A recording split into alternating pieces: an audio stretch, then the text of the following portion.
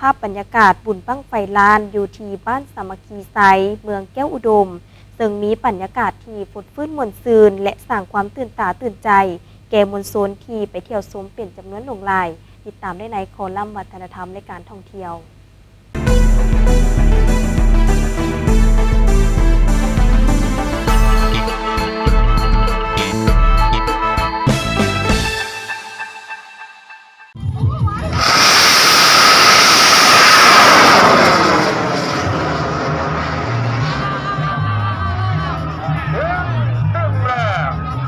นี่แมนการจูดบั้งไฟลานที่อยู่บ้านสามัคคีไซเมืองแก้วอุดมแขวงเวียงจันทร์ซึ่งสั่งความตื่นตาตื่นใจแก่แขกคนที่ไปเที่ยวงานบุญเป็นอย่างดีโดยได้จัดขึ้นในวันเสาร์ที่23 พฤษภาคมผ่านมานี้อยู่ที่หาดทรายงามตั้งอยู่กลางแม่น้ำลีกและมีธรรมชาติภูผาป่าไม้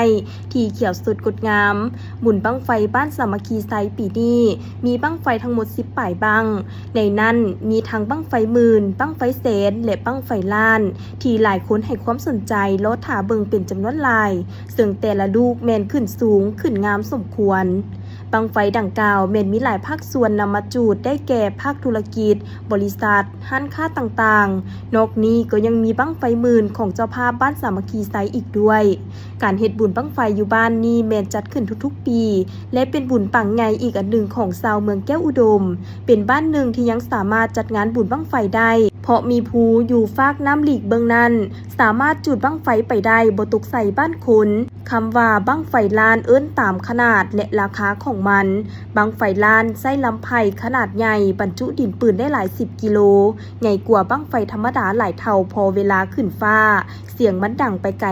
3-5 กิโลเมตรบั้งไฟลาน1 ลูกบินได้สูงถึง1-3 กิโลเมตรถ้าอัดดินปืนและลำไผ่ได้มาตรฐานและถ้าเปรียบเทียบความสูง1 กิโลเมตรเท่ากับตึก300 ชั้นนอกนั้นคำว่าล้านยังหมายถึงราคาที่เฮ็ดบั้งไฟ